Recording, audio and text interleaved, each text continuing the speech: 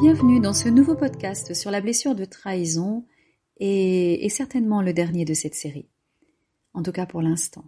Je voulais vous parler du triangle dramatique. Lorsque j'ai parlé de la blessure de l'injustice, j'avais déjà parlé des rôles de victime, sauveur et bourreau.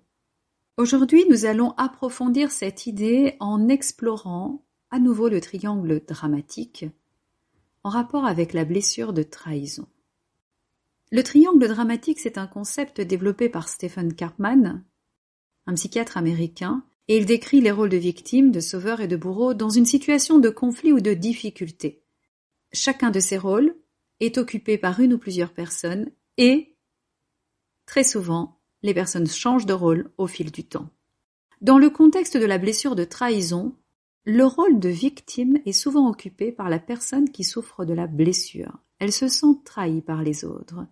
Et elle va avoir tendance à se plaindre, à se victimiser et à chercher la sympathie des autres. Le rôle de sauveur va être occupé par une personne bien intentionnée qui veut aider la personne blessée à sortir de cette situation difficile. Cependant, le sauveur va également renforcer le sentiment de victimisation en encourageant la personne à se plaindre davantage.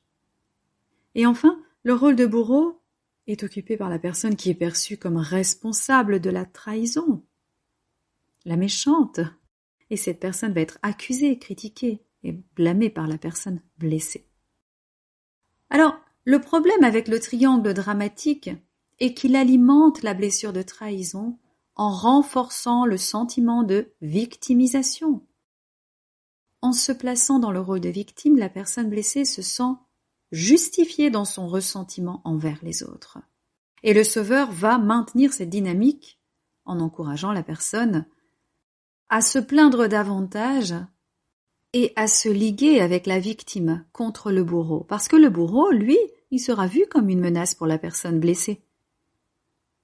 Et il sera renforcé dans son besoin de se protéger et de se méfier des autres. Vous voyez, on aborde encore la blessure de trahison.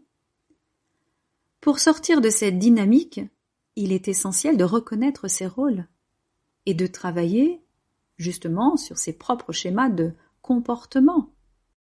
La personne blessée va apprendre à se responsabiliser pour sortir du rôle de victime et pour trouver des solutions, pour aller mieux, pour changer de perspective. Le sauveur, lui, va également aider.